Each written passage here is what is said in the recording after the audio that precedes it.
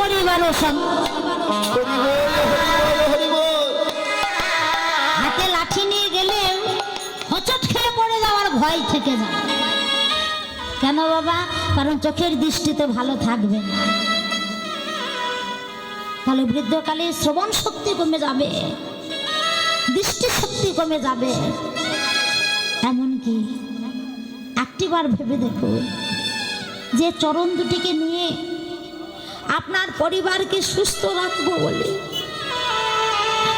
পরিবারের ভর পোষণ বহন করবো বলে একদিন দেশ ছেড়ে বিদেশে গিয়ে উপার্জন করে এনেছে, দূর থেকে দূরান্তর গেছেন কর্মের জন্য, সারা পরিবারকে ভুষেছে।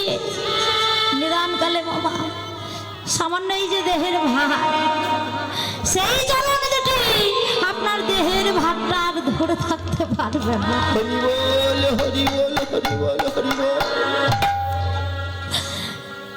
তাহলে সময় চলে গেলে শুধু আমাদের সন্তানরা নয়,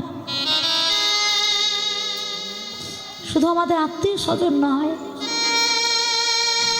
শুধু বন্ধু বান্ধব নয়, না চাইতে ভগবান আমাকে যেগুলো দিয়ে পাঠিয়েছিল বাবা,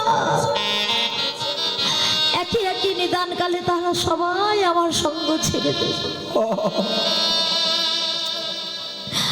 আজকে তার কৃপায় হরি বলার মতো বদন পেয়েছি, কিন্তু বলবার সময় পাই না।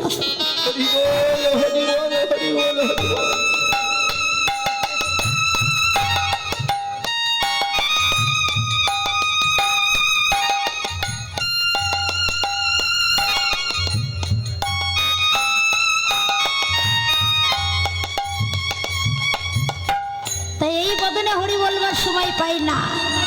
আমার হরি বল।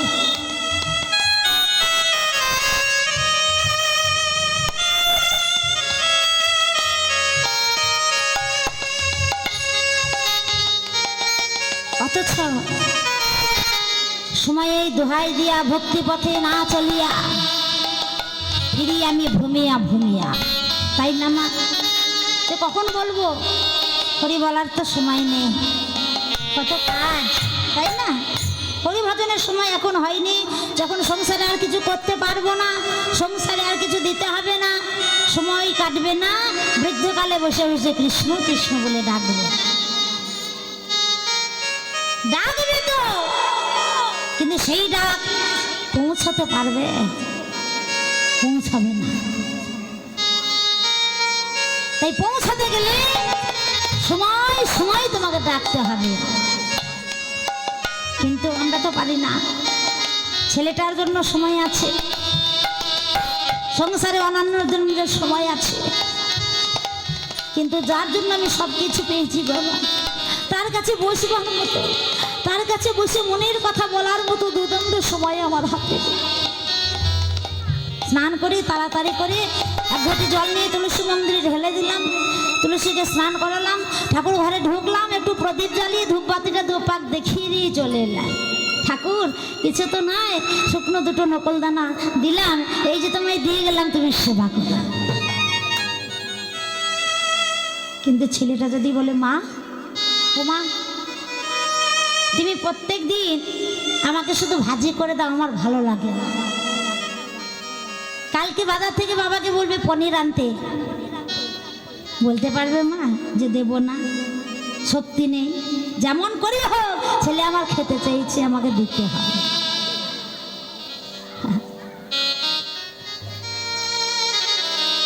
এই আমাদের ভাবনা ধারণা। বাজারে গেলে ফল নিই, মিষ্টি নিই, চকলেট নিই, কিন্তু যার জন্য, যে গোপালের জন্য আমার গোপালকে আমি পেয়েছি, যার জন্য আমি সংসার পেয়েছি, যার জন্য আমি সুন্দর পরিবার পেয়েছি, হে গোবিন্দ, আমি তোমাকে কি দিতে পারছি? তুমি তো না চাইতে সব দিয়েছ, কিন্তু তোমাকে আমি কিছু দিতে পারি না।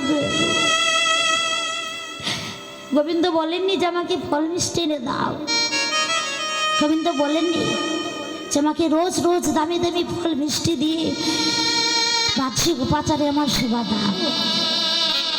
তিনি শুধু চান, হে ভক্ত, সংসারে সবার জন্য যদি তোমার সময় থাকে, তা আমার কাছে তুমিও দুদণ্ড বসো। কারণ ভক্ত যে ঘরে রাখবে, ভক্ত যদি ভগবানের কাছে কিছুটা সময় না দেবে, ভগবানের কাছে ভালো থাকতে ভালো লাগবে বাবা।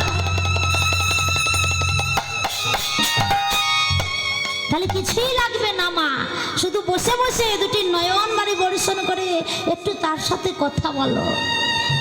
তো এমন কর্মহত জীব আমি, তোমাকে সেবার মতো সময় নাই, তোমাকে নিবেদন করার মতো কিছুই নাই। তবে তুমি কৃপাময় দিয়েছো নয়ন ভরা জল, হৃদয় ভরা প্রেম, তাই প্রেম ভক্তি অনুরাগ আমি সব তোমায় দেব।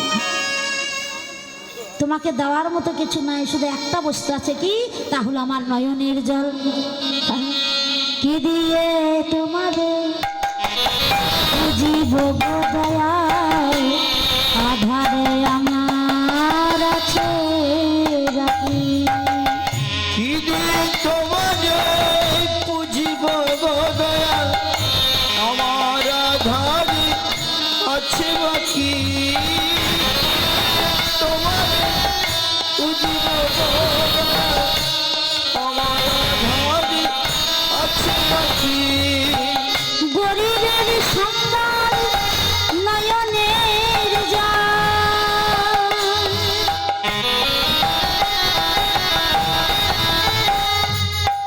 ও গরিবের সম্বল তার নয়নের জল, তাতে তোমার সেবা হবে কি? কি দিয়ে তোমারে বুঝিব গো দয়াল, আমার আধারে আছে বাকি। কি দিয়ে তোমাদের বুঝিব গো দয়াল, আমার আধারে আছে বাকি।